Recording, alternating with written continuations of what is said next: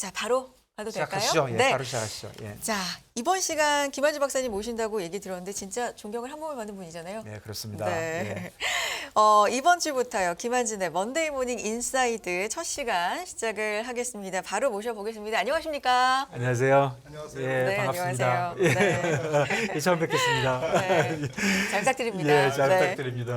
이제 월요일부터 이제 쭉 나와 주시는 걸로 제가 말씀드렸고요. 네. 이제 앞으로 나오시면 어떤 얘기를 쭉 해주실 건지 한번 쭉 말씀해 주시죠. 예, 뭐 아무래도 월요일이니까 네. 한 주간 네, 뭐 이렇게 내다보는 주식시장 그림을 네, 함께 그려가는 시간이 됐으면 좋겠고요. 네, 조금 더 시야를 넓혀서 네, 뭐 이번 주만이 아니고 네, 뭐 한 두세 달 정도 네. 투자라는 게 조금 그래도 뭐 하루하루 투자하는 건 아니지 그럼요. 않습니까? 그래서 아무래도 제가 이코노미스트다 보니까 네, 조금 좀 긴 호흡으로 말씀을 드릴 것 같은데 네. 시청자분들이 이렇게 좀 긴 얘기를 하냐. 앞부분에는 이제 시황 얘기를 하니까 네, 네. 박사님은 이렇게 좀 길게 얘기해 주시면 뭐 다양하게 이제 네. 그럼요. 시청자분들이 들으시니까 네, 맞습니다. 더 좋을 것 좋습니다. 같습니다. 다행입니다. 네. 김한진 박사님께서는 36년 동안 시장에 계셨던 거 맞나요? 네, 그 정도 된 것 같습니다. 아, 정말요? 네, 네. 그럼 정말 궁금한 게 36년 정도 이제 시장에 계시면 요즘 같은 시장은 박사님 같은 분께도 어려운 시장인가요? 아니면 지난 36년을 반추해 볼 때, 뭐 이 정도 시장은 이럴 수도 있지, 뭐 이 정도인가요? 체감이 어느 정도이실지 궁금해요. 네, 제가 뭐 한 36년, 7년 있었지만 주식시장에 사실 다 기억을 못 합니다. 아. 네, 그 머리가 나빠서 다 잊어먹어가지고. 근데 지금 진행되는 여러 가지 뭐 경제 상황이라든지, 네, 그다음에 주식시장의 주변 환경은 정말 뭐 항상 뭐 이때가 제일 어렵다고 사람들이 지금이 제일 어렵다 네. 뭐 이렇게 하지만 실제로 지금이 어려운 것 같습니다. 아, 정말로? 네, 왜냐하면 제가 기억나는 이 정도의 물가 상승이 올라가는 물가 상승이 진행된 경우가 제 기억에는 없었습니다. 이게 40년 내 네. 뭐 최고치 항상 그러니까. 네. 73년도 1차 올쇼크라든지 79년도에 2차 올쇼크 이때는 뭐 어쨌든 학생이었을 때니까 그리고 직장에 아직 입문을 안 했으니까 그냥 교과서에서만 본 거지 실제로 경험한 건 아니었죠. 네. 근데 지금 같은 경우에는 뭐 지금 현재 물가가 전 세계적으로 네, 거의 뭐 물가가 높게 진행되는 국가는 뭐 거의 한 50%도 있고요. 네, 선진국은 대부분 평균이 지금 8에서 10%고, 네, 네, 신흥국도 대부분이 뭐 그 정도의 물가 상승률을 기록하고 있는데, 3, 40년 안에 그런 적은 없었던 것 같습니다. 그렇군요. 그러면은 그냥 구체적으로는 이제 작년 증시와 금년 증시를 네. 보면은 저희 이제 개인 투자가 분들은 작년하고 올해 너무 다르니까 그렇죠. 지금 뭐 말씀해 주신 대로 인플레이션이 가장 큰 이유라고 생각은 되지만 작년 말부터 벌써 인플레이션 얘기가 나오고 네. 있었잖아요. 네. 그 작년과 금년의 가장 큰 차이는 뭐라고 보십니까? 금리 상승이죠. 네. 네, 결국 인플레이션 때문에 통화 정책이 긴축으로 다 돌아섰고, 그러니까 가령 연초에 미국 2년물이 0.7%였는데 지금 4% 그렇죠. 가까이 지금 네. 육박하고 있고, 국채 10년물도 연초에는 뭐 1%가 안 됐는데 지금 3.4%, 5%가 되고 있고, 그러니까 가장 큰 거는 뭐 거의 8, 9개월 만에 네, 작년과 대비해서 물론이고 금년 들어서도 금리가 아주 치솟고 있는 게 지금 주식시장의 가장 큰 악재인 거고요. 네, 이러한 그 인플레이션과 또 금리 상승 이런 부분이 어디서 나왔냐라고 이제 사람들이 고민을 하니까 네, 제 생각에는 첫 번째가 조금 복합적인 인플레이션. 네, 그러니까 돈을 많이 풀었어요. 네, 미국이 뭐 잘 아시다시피 뭐 팬데믹 코로나19 시작되면서부터 5조 달러를 연준이 돈을 풀었고 모든 중앙은행들이 연준을 따라서 이제 쫓아서 돈을 풀었습니다. 미국 재정 지출도 굉장히 뭐 3조 달러 이상 풀었고요. 그러다 보니까 이제 유동성에 의한 인플레이션 그리고 이제 기타 뿌리 깊은 인플레이션이 굉장히 많은 것 같습니다. 네. 가령 트럼프 정부 때 어쨌든 이민 정책이라든지 또 여러 가지 관세, 중국 대중 관세 인상이라든지 이런 것들도 지금 인플레이션에 지금 다 이렇게 전이되고 있는 거고요.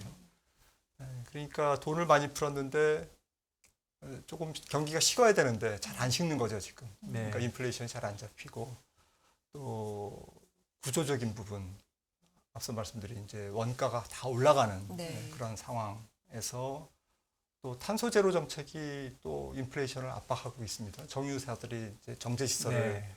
확충을 안 하고 뭐 수조 원씩 들어가는 저기 설비 투자를 뭐 20, 30년 후에는 쓸모가 없을지도 모르는데 투자를 할 수가 없지 않습니까? 이런 식으로 어쨌든 화석 원료에 대한 투자가 굉장히 소극적이었고 이런 부분들이 다 이제 네. 엎친 데 덮친 격으로 네.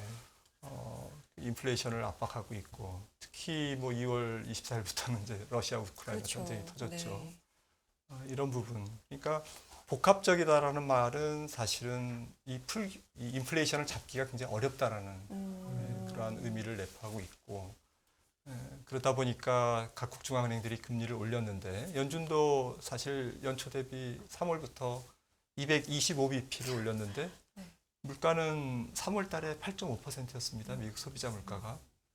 근데 지금 뭐 떨어진 게 8.3%입니다.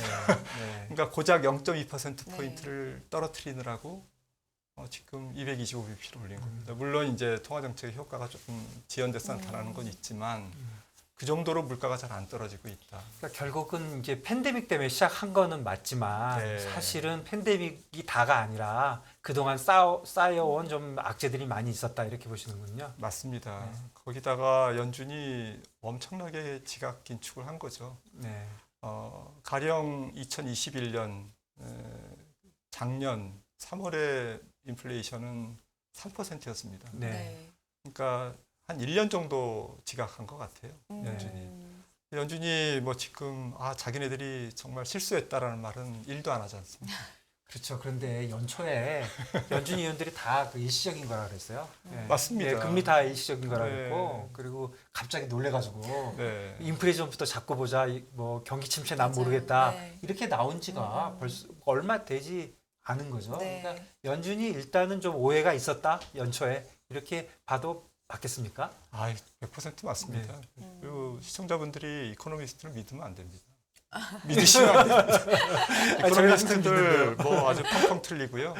연준도 이렇게 틀리는데 그렇다고 뭐 제가 틀려도 된다는 말씀은 아니지만 뭐 틀린 거 부끄럽죠. 근데 틀릴 수밖에 없을 정도로 네. 세상은 어렵죠, 사실. 네, 네. 그 1년 지각의 대가가 상당히 지금 시장이 치르고 네, 있는 게 맞습니다. 너무 아프다. 네, 네. 각국이 치르고 네, 있는 아픕니다. 시장이 그런 생각이 들고요. 사실 작년에 우리나라도 그렇지만 시장이 떨어졌다가 코로나 팬데믹으로 좀 무서워서 갑자기 공포에 따라 떨어졌다가 또 굉장히 잘 갔지 않습니까? 네. 그때 신규로 진입한 분들도 우리나라에도 상당히 많은데 그분들의 혼란은 지금 굉장히 좀 더하지 않을까. 더하죠. 그렇죠. 라는 생각도 좀 하게 됩니다. 근데 이 시장이 박사님 반복된다고 하는데 네. 이 현재 시장과 같은 상황이 혹시 과거에도 있었던 사례가 있습니까? 이 정도의 인플레이션에 통화 정책이 지각한 경우는 사실 앞서 말씀드린 70년대 오일 쇼크 때 몇 개는 없었죠. 특히 지금은 뭐 나라마다 조금 다르지만 공급 사이드의 인플레이션, 그러니까 중앙은행이 긴축을 한다고 바로 물가가 잡히지 않는 뭐 가령 뭐 원유를 오펙이 감산한다든지 이런 것들을 뭐 중앙은행이 어떻게 통제할 수가 없지 않습니까? 공급망 차질이라든지 그렇죠. 이런 것들은 뭐 약간 공급 사이드 수요보다는 이제 공급 측면의 인플레이션인데 70년대에 이제 오일 쇼크가 가장 대표적인 공급 사이드의 오일 충격이었고요. 네. 기름값이 많이 올라와서 인플레이션이 잘 안 잡히는, 그러니까 오래 갔죠. 근데 그 당시에도 보니까 결국에는 고유가는 고유가로 잡혔습니다. 무슨 말씀이냐면 유가가 너무 높으니까 사람들이 이제 소비를 안 해서 결국에는 수요 파괴로 수요가 줄어서. 네, 수요가 네. 줄어서. 그래서 이번에도 결국 연준이 열심히 일을 하고 있지만 중앙은행이 열심히 일을 하고 있지만 결국 물가가 잡히는 근본적인 어쨌든 계기는 어쨌든 원인은 수요 감퇴, 수요 축소, 경기 후퇴 이게 이제 물가를 잡고 유가도 잡을 것이다. 저는 이렇게 생각합니다. 그 유가도 최근에 보면은 공급 쪽에서 뭐 해결된 게 거의 없잖아요. 그런데도 네. 이제 뭐 80달러까지 내려도 내려오고. 가고 네. 그 정도로 유지하는 게 역시 수요 쪽에서 문제가 있다고 생각이 되고요. 또 경기 침체 문제도 이제 본격적으로 네. 문제가 될 것인데 이번에 이제 그 지금 말씀해 주신 대로 70년대하고 비교할 때 어떤 쪽으로 앞으로 좀 진행이 될 거로 보십니까? 결국 뭐 연준이 답을 미리 이제 흘렸죠. 네. 자기네도 잘 모르겠다. 모르니까 잡힐 때까지 올리겠다. 네. 그러니까 언제 잡히냐? 그걸 자기네도 모르겠다라는 거죠. 네. 그러니까 결국엔 수요 파괴를 통해서 경기 침체를 통해서 물가를 잡겠다. 근데 어쨌든 저희가 이제 조금 모델링을 제가 해보니까 네. 그 70년대 오일 쇼크랑 거의 비슷할 것 같아요. 그러니까 결국엔 유가가 소비를 끌어내리는 정도까지 지금 올라와 있기 때문에 네. 지금 이제 수요가 조금 줄고 있지 않습니까? 네. 그리고 유가도 내리고 네. 그래서 물가가 잡히는 과정이라고 생각되는데요. 문제는 앞서 말씀드린 좀 복합적인 요인 때문에 네. 떨어지기는 떨어지되 조금 서서히 떨어지는. 그래서 올해 연말에 미국 CPI가 한 7%대 초반 정도로 저는 추정하고 있고요. 해를 넘겨서 내년 중반에 6%대, 6.3% 내년 한 6월 정도에 그리고 내년 말에 가서 이제 한 4% 후반 내지는 뭐 중반 정도. 그러니까 내년 말에 가서야 겨우 한 연준이 아마 한숨 이제 안도의 한숨을 쉬는 예. 그런 정도가 되지 않을까. 그래서 지금 일단 픽아웃은 됐다고 보시는 거죠? 픽아웃은 무조건 되는 거고 네. 안 되면 이거는 뭐 재앙이죠. 예. 그러니까 지금 특히 시장 입장에서는 픽아웃 하냐 안 하냐 이 OX 문제가 아니라 얼마나 떨어질 거냐. 내년 중반 혹은 내년 말 당장 올해 말 몇 %까지 떨어질 거냐가 이제 중요한 건데. 네, 왜냐하면 이게 안 떨어지면 연준이 계속 금리를 올릴 거거든요. 사실 연초에는 그 물가 막 올라오고 네. 때, 그러니까 인플레이션이 올라갈 때는 다들 픽아웃이 언제냐, 네. 뭐 6월이냐, 7월이냐, 네. 8월이냐, 그리고 또 픽아웃은 한 번 보면 안 되니까 2번은 봐야 된다. 네. 뭐 이런 얘기 계속 했잖아요. 그게 불과 얼마 안 3, 됐어요. 4개월 네. 전이에요. 맞습니다. 그런데 이제는 픽아웃이 이제 중요한 것이 아니라 제가 또 네. 여쭤봤지만 네. 픽아웃은 이 얘기도 안 하는 것 같아요. 과연 얼마나 빨리 떨어질 거냐에 예. 그렇게 바뀐 거네요. 네. 그래서 뭐 마찬가지로 연준이 금리를 올해 이제 계속 인상을 하는데 네. 당장 이번 주에 뭐 75bp 여기에 초점을 쓴 사람들은 처음에 뒀다가 네. 50bp냐 75bp냐 원빅이냐 네. 1%포인트냐 이렇게 뒀다가 결국에는 지금 사람들의 관심은 언제까지 올릴 거냐. 네. 최종 금리가 얼마냐. 최종 금리가 얼마냐. 그러니까 얼마나 오래 가느냐. 네, 마찬가지 이제 인플레이션이 어느 정도 속도로 잡힐 거냐라는 이야기와 같은 거죠. 네, 그렇군요. 말씀하신 것처럼 FOMC 이번 주 가장 이제 화두가 될 텐데 사실 지난주부터 시장에는 많이 선반영이 돼 있지만 이번 주 이제 닥쳤기 때문에 또 시장 전망이 궁금합니다. 박사님의 뷰는 어떠신가요? 저는 뭐 이거 금방 틀릴 얘기인데 75bp 인상을 뭐 저는 베팅하겠습니다. 근데 뭐 말씀드리고 싶은 거는 사실은 75bp냐 100bp냐는 당일 주가에는 영향을 주겠지만 네.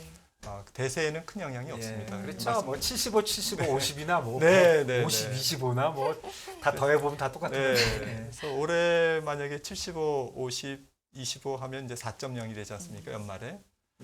그리고 4.0 되는 거죠. 예, 그리고 예. 만약에 75, 50 또 12월에도 50 그러면 이제 4.25가 됩니다. 예. 그리고 내년 3월, 6월 저는 25bp씩 베이비 스텝으로 두 번 올린다. 그러면 최저 4.5 높으면 5.0. 네. 그래서 한 4.5에서 5.0 정도가 이제 연준의 최종 금리가 될 거다. 예. 거의 그 시장 지금 컨센서스하고 네. 비슷하게 보신 거네요. 저는 예, 뭐 일찌감치 4.5 정도까지는 될 거다라고 예, 이제 예. 계속 주장을 예, 해왔는데 예, 예. 좀 자랑을 하네요. 아니요, 뭐. 예. 아유, 좋은 것도 뭐. 아니면서. 아니요. 예. 네, 근데 그렇게 본 이유는 이제 돌고 돌아서 결국 인플레이션의 속성. 네. 인플레이션이 이게 한번 호리병에서 나와가지고 이게 지금 이렇게 원자력이 한번 나오면 네. 반감기가 길듯이 네네. 인플레이션이 잘 안 잡히는 거죠 지금. 근데 저번 주에 보면은 그 이제 그 4에서 4.5 이런 밴드가 4.5에서 5로 옮겨간 것도 있지만 그 단기 금리 많이 오르고 한 이유를 보면 그 파월도 그러고 많은 사람들이 올라가는데 어디까지 올라가는 것도 문제지만 떨어뜨리지 않겠다. 네. 난 그냥 쭉 가겠다. 그런 맞습니다. 코멘트가 사실 갑자기 나오기 시작했거든요. 그러면서 사실 2년물은 엄청 그렇습니다. 변했거든요. 네. 그 부분에 대해서는 어떻게 생각하십니까? 그러니까 그게 인플레이션의 속성에 대한 연준의 이해를 반영하는 그러한 좀 멘트인 바뀌었다고 것, 보시는 네, 거예요? 그 네. 멘트인 것 같고요.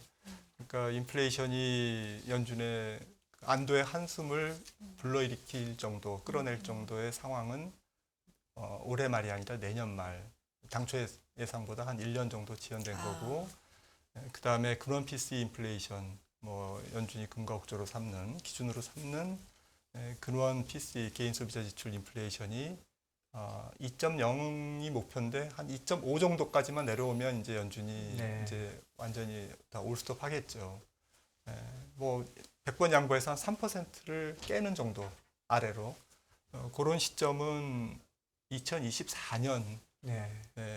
중반 정도는 돼야 가능할 거기 때문에 제 생각에는 그래서 연준이 금리를 첫 인하하는 다음에 이제 동결한 다음에 네. 인하하는 시점은 2024년 3년이 아니라 2024년 저는 3월로 봅니다. 아, 네, 글쎄요. 후년. 그러니까 네. 그러니까 한 3개 분기 정도 네. 동결할 거다. 내년 6월에 이제 금리 최종적으로 인상하고 나면 내년 하반기 그리고 후년 1분기 한 3분기 정도는 동결로 가져가고 질문 주셨던 이제 동결 기간이 굉장히 긴 거죠. 네. 근데 이번에 그렇게 이제 좀 마음이 변하게 된 거는 그 근원 CPI 쪽에서 식료품 쪽이 좀 그러게요. 서프라이즈 했잖아요. 네. 그게 좀 영향이 있다고 생각하십니까? 제일 식료품도 뭐 대부분 11%, 12% 이렇게 올랐고요. 네. 근데 제일 큰 거는 주거비입니다. 주거비가 지금 근원 CPI에는 40%를 차지하고 네, 네. 있거든요. 그래서 근원 주거비가 렌트비가 떨어지지 않으면 CPI는 떨어지는데 한계가 있는 거죠. 네. 근데 집값은 뭐 지금 신규 주택 판매라든지 이런 것들이 더 건축허가 면적 떨어지는데 왜 렌트비가 안 떨어지냐? 지금 저희 같은 이제 이코노미스트들이 보니까 한 1년 정도 후행합니다. 집값에 렌트비에 어쨌든 네. 후행 정도의 이제 시차가 계약 기간 같은 게 있어요. 네, 계약 기간도 있고 그래서 이제 만기가 도래야 이제 네. 집주인이 깎아주니까요. 그다음에 연준이 금리를 계속 올리면 30년 모기지 금리가 안 떨어집니다. 지금 네. 6%인데 1년 전만 해도 3%도 안 됐지 않습니까? 그래서 6%이기 때문에 이게 연준이 이제 금리를 동결하는 시기가 되면 장기 금리가 이제 떨어지겠죠. 네. 그러면 이제 모기지 금리가 하락해야 집주인의 어쨌든 이 렌트의 원가는 그렇죠. 30년 모기지 금리지 네. 않습니까? 모기지 금리가 잘 안 떨어지면 집값이 안 떨어지는 이런 이유 이런 것 때문에 받아서 갚아야 되니까. 네. 좀 악순환의 네. 고리에 있는 것 같은데 네. 이자가 올라가니까 집주인들은 뭐 그 오퍼추니티 코스트잖아요. 네. 기회 비용이 딴 데다가 하는 네. 거에 비해서 렌트비도 올라가야 된다고 생각하니까 그러면 렌트비가 올라가니까 또 인플레이션은 안 떨어지고 네. 인플레이션 안 떨어지니까 페드는 금리를 올리고 금리를 올리니까 네, 난 악순환이죠. 렌트비를 올리고 이런 지금 악순환의 고리로 들어갔다. 이렇게 보십니까? 맞습니다. 그러니까 연준이 야, 집값도 떨어져라, 주가도 좀 떨어져라, 야 실업률 좀 올라가라. 뭐 지금 그렇게 고사를 지내고 있는 거죠. 그래서 네. 기도를 하고 있는 겁니다. 오늘은 좀 시간이 좀 부족하지만 우리 박사님 다음에 저희 그 고용에 관련돼서 네. 고용에 관련돼서 좀 정말, 이해하기 네. 어렵다고 할까? 요즘 좀 예전에 우리가 학교에서 배웠던 거하고는 달리 네. 돌아가고 있는데 그 문제도 한번 네. 뭐 월요일 계속 나오시니까 정말. 이제 자주 여쭤보도록 하겠습니다. 많은 걸 여쭤볼 수 있어서 좋습니다. 네, 네. 네. 고용 참 어렵습니다. 저도 네. 어렵습니다. 다음 기회에 예, 이건 좀 예. 더 자세하게 여쭤봤으면 좋겠어요. 예. 네. 그리고 이제 조금 더 큰 이야기를 해보면서 네. 마무리를 해보면 좋을 것 같은데 이런 시장에서 투자자들은 좀 어려운 얘기일 수 있지만 또 박사님의 비를 듣고 싶습니다. 투자자들은 어떤 전략으로 시장 대응을 하면 좋겠습니까? 네, 결론부터 말씀드리면 박스권 트레이딩 전문가 영역이라고 저는 정의하고 싶고요. 언제까지 연준이 금리를 동결할 때까지 그러니까 뭐 내년 6월에 동결하면 적어도 내년 한 3, 4월까지는 주가는 좀 박스권을 벗어나지 못할 거다라고 생각을 합니다. 왜냐하면 10년 미국 국채 금리가 3.5%에서 크게 아래로 내려오긴 어렵거든요. 네. 그러면 전체적으로 성장주의 발목을 잡기 때문에 시장의 발목을 잡기 때문에 주가가 어쨌든 그 금리로부터 해방을 자유롭지 못한 그런 상황인 것 같고요. 하단은 어쨌든 이번에 시스템적 위기가 저는 없다라고 봅니다. 전 세계적으로. 그러세요? 네. 네, 물론 고생하는 나라도 있고 부도나는 나라도 있지만 전 세계 경제에 큰 충격을 줄 정도의 규모는 없을 거다. 예를 들어서 중국이 무슨 금융위기가 온다든지 뭐 이런 일은 가능성이 좀 낮기 때문에 그러니까 그런 경우에는 보통 고점 대비 최대 한 35% 정도 떨어지면 시장은 충분한 조정이라고 보거든요. 네. 그러면 코스피로는 한 2,100 정도. 그러니까 지난번에 2,230인가가 이제 저점이었기 네. 때문에 2,200을 살짝 깨는 정도의 어떤 충격은 있을 수 있지만 네. 앞으로 내년 아, 3, 네. 4월까지. 하지만 그 정도는 지금 주가 대비 한 10% 지수 하락. 뭐 크죠 물론. 그렇죠. 예. 지수 10%면 종목으로는 한 20%도 그렇죠. 나오기 때문에. 하지만 그래서 이제 조금 투자자분들이 좀 보수적으로 현금 비중을 계속 간직하면서 조심스럽게 조금 투자하시고 상승 종목이 하락 종목 수보다 결코 많지 않은 그런 트레이딩하기 굉장히 어려운 장이다라는 거죠. 막상 주식시장에 들어와서 돈을 벌려고 하면 상승 종목이 무조건 많아야 되거든요. 근데 지금은 하락 종목이 훨씬 더 많은 그렇죠. 뭐 단 하루는 상승 종목이 많더라도 그 다음 날은 또 맞아요. 그러니까 지수도 네. 중요하지만 그게 중요하다 네. 그런 말씀이시죠. 그래서 네. 순환매도 굉장히 빠를 거고 주도주는 뭐 있다가도 없고 뭐 이런 식으로 좀 이렇게 신기루처럼 또 사라지고 네. 태조 이방원도 지금 잘 정말요?